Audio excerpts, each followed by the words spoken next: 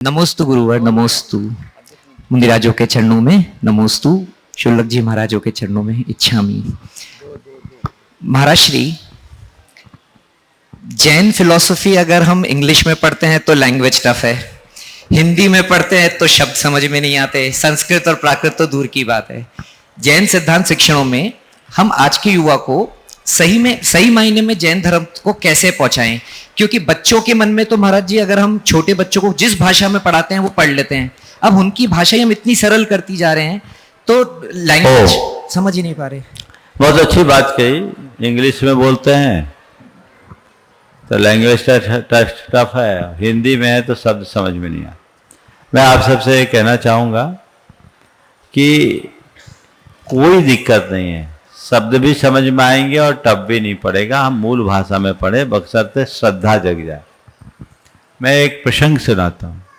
जैन जगत के एक वरिष्ठ विद्वान हुए पंडित रतन चंद मुख्तार। उन्हें उर्दू और अंग्रेजी के अलावा कुछ नहीं आती, पर उनकी जैन धर्म में श्रद्धा बहुत थी।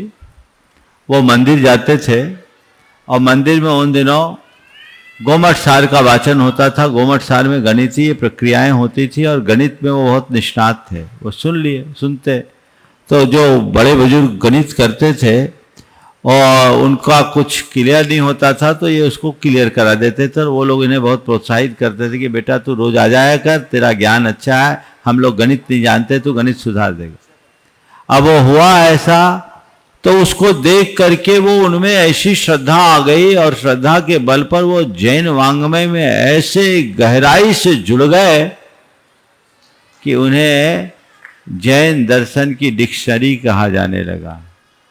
इतने आधिकारिक विद्वान। ये बात अमुक ग्रंथ के अमुक पृष्ठ के अमुक पंक्ति में लिखी है, इतना अधिकार उस विद्वान को, उस व्यक्ति को जिसे अंग्रेजी और उर्दू के अलावा हिंदी भी ढंग से नहीं आती थी, कैसे जीत गए। छठखंडागम में उन्होंने लोगों को संपादकी के लिए परामर्श भी दिया। ये चीजें आती है, मन में श्रद्धा जगाओ कि मुझे समझना है, सब समझ में आ जाएगा।